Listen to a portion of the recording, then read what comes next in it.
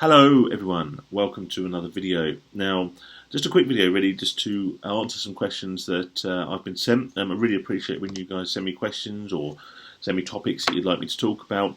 Normally I just make a video as and when I can think of something to talk about or something that I think is relevant. And if you guys want me to talk about anything or want me to address anything, then always just pop it in the comments. And I'd always like to answer questions whenever I receive them. If you haven't already, give my last video a watch. It was called That Feeling. It's just a little short little film thing I put together. A bit different from my normal stuff, but hopefully it will resonate with a few people.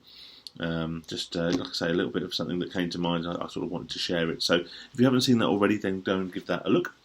In this video, all I'm going to do is just address a few of the questions that a few people have put to me, starting with what effect I believe that the current, I say the current lockdown situation, I believe people, despite the fact people are still calling it lockdown, I do think that sufficient measures have been eased now. That lockdown seems a bit of an exaggerated term really for what we're now experiencing. But what do I think that the restrictions? What do I think that the pandemic? What do I think the long terms of that will be on gambling? Now, the biggest difference I can imagine will be to bookmakers and to FOBTs. During the lockdown, people who usually regularly use these machines will either not have been using them and will feel sufficiently better for the fact they've not been using them, for the fact they've not been gambling on FOBTs. They will probably be less inclined to go back, and hopefully if they are going back, it will be to exclude themselves, it will be to distance themselves from that form of gambling. Possibly more likely, unfortunately, these people may well have transferred onto other forms of gambling, most specifically online gambling. Now, whilst my official line and what I will always say is that no form of gambling is safe, no form of gambling is good, and any form of gambling can lead you into a really rather horrible addiction, which I wouldn't wish on my worst enemy. What I would say is if you are going to gamble on slots, you are going to gamble on those sorts of casino games, that if you're going to do it, then online is, from a logical, numerical perspective, a far better place to do it. The RTPs are higher, there are no caps on winnings, and your stakes are far more variable. And if you do play the higher stakes, like the £2 you play on FOBTs, at least you have a chance of winning a larger amount, and you've got a higher proportion coming back to the player. Of course, what I would say is to avoid all forms of gambling if possible. But if you are gambling, then it's understandable that during this lockdown you may have made that transition from FOBT to online, and you may think, well, actually, I've got no reason now to go back to the FOBTs and sit in that horrible, depressing atmosphere of the bookmakers to get a lower return, to get restricted winnings, to get effectively quite high stakes for a relatively low return. So I think the biggest victims of all of this will be the bookmakers. I will shed no tears over that.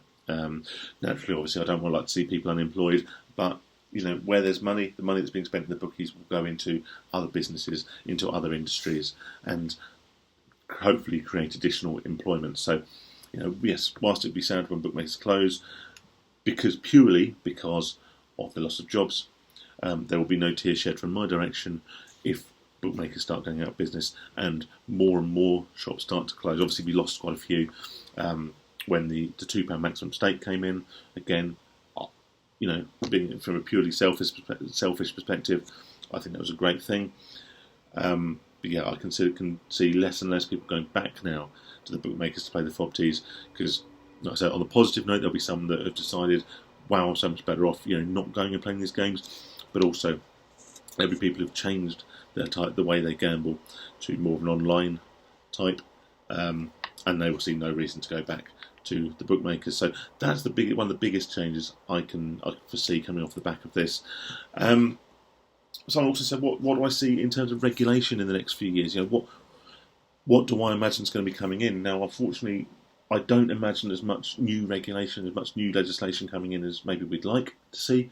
What I would like to see is a much more affordability-based way in which deposit limits and stuff accounted for online. I want to see verification up front. I want to see proof of earnings required up front when you register for any form of new online casino, and your deposit limits, the amount you are able to spend at the online casino is based as it would if you were applying for a credit card. It's based on your income and your expenditure. I made a video about affording to being able to gamble a couple of videos ago, and I'd love to see something like that implemented for the online world. So if you're going to sign up for a new casino, firstly, you need to verify all your details up front. Not only would this prevent online casinos from not paying out and from delaying cash outs, delaying withdrawals on the basis of the know your customer stuff, it would also allow them to identify how much you're actually able to afford to spend and how much you are actually able to bet in any given period.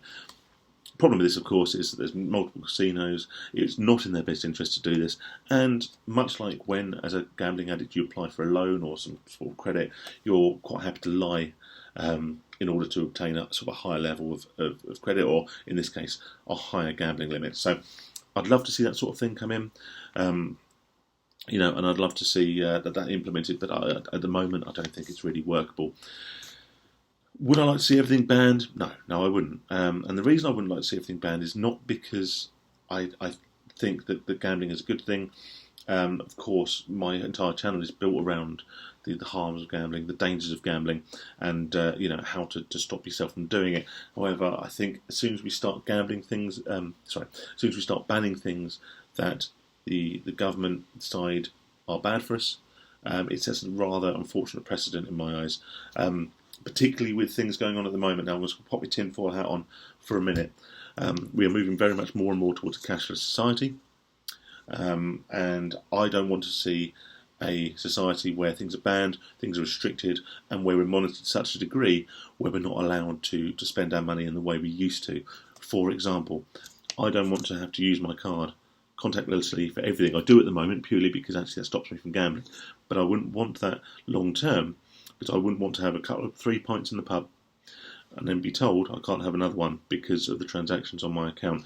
And although it seems a little bit Orwellian, a little bit 1983 at the moment, it does bother me that once everything that we spend our money on is tracked, that they will start sort of using that to reinforce what they believe to be safe measures, safe limits on potentially harmful activities. And as much as I dislike gambling, as much as from a personal, selfish level, I wish gambling wasn't available because it would remove that temptation, I don't want to see a society where we're told we can't do things because they are potentially harmful to us, because I think that sets a very unfortunate precedent. Someone also asked, what do I think non-gamblers think of gamblers?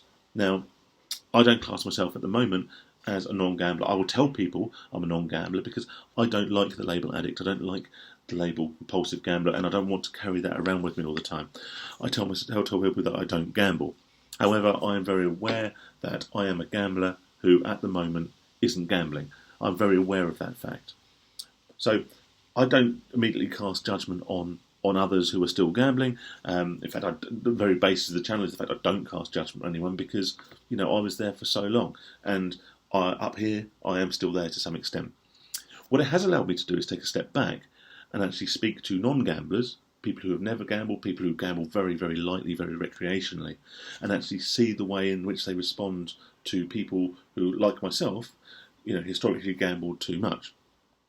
I now speak to people in pubs, in bars, whatever, when someone I know who gambles in the same way I did is playing the fruit machine, and I see it in sort of general, light-hearted sort of conversation with non-gamblers, and they, from my experience, have been, very critical, and the gamblers are much maligned. Almost in a kind of a jokey, mocking fashion about their habits and about their routines and the fact they always lose too much money. It's one thing I've now seen from the other side, is that people can be very, very judgmental.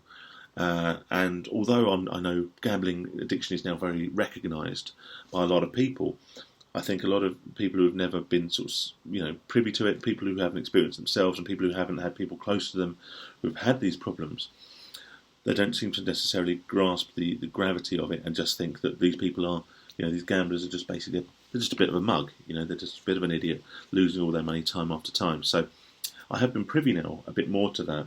And whilst at the best you think in your head that maybe, you're demonstrating the fact that I can afford to gamble, I can afford this, I've got the money, and you're almost looking a bit flash by the fact you don't care, because you're claiming that you don't care about your losses.